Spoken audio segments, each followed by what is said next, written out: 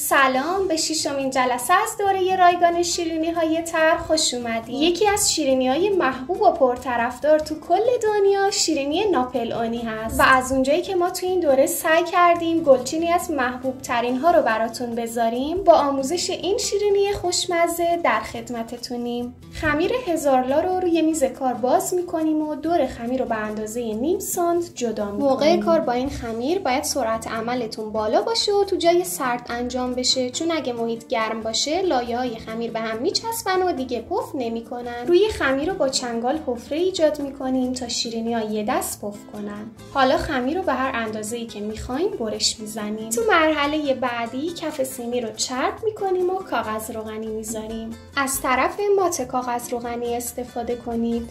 تیکه های خمیر رو با فاصله نیم سانتی کنار هم میچینیم و اضافه های خمیر رو هم تو سینی میذاریم و روش رو سلفون میکشیم. بعد از اون 20 دقیقه تو یخچال میذاریم تا خنک بشه. سینی رو از یخچال بیرون میاریم و داخل فر از قبل گرم شده میذاریم. دمای فر 12 دقیقه اول 200، بعد 12 دقیقه دوم 180. وقتی شیرینی ها پخت اون از فر بیرون میاریم و اجازه میدیم خنک بشه. تو این مرحله شیرینی ها رو جدا میکنیم و پف لایه رویی رو با چاقو خورد میکنیم. حالا شیرینی ها رو از وسط نصف میکنیم.